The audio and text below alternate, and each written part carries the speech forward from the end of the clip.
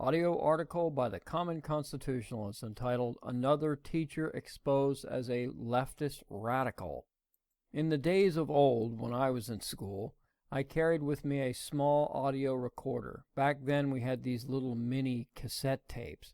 Many people used them for dictation. I took mine to class.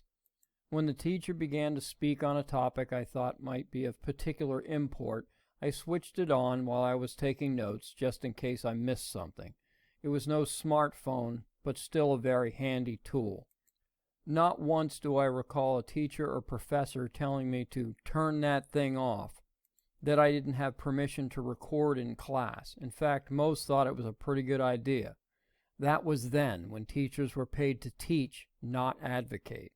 To this day, I don't believe I knew the political affiliation of a single one. Doubtful a student today could make the same claim.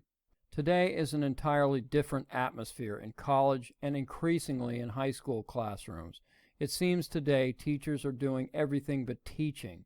They join and sometimes organize protests, marches, and sit-ins. They advocate for every wacky liberal cause imaginable, and from the sound of some, they appear to not know enough to teach the subject for which they are being paid.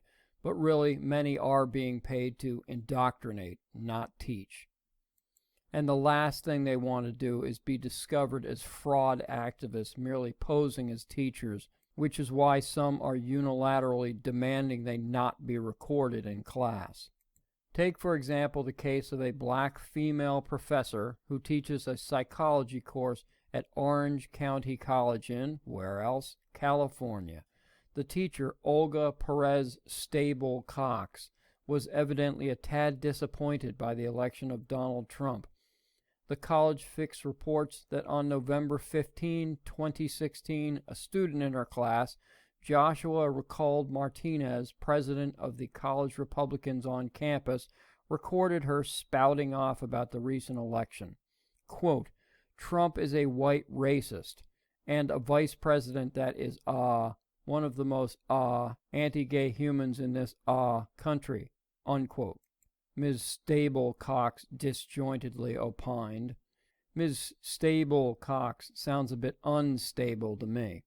She continued, quote, "And so, we are in for, a difficult time, but again, I do believe we can get past this.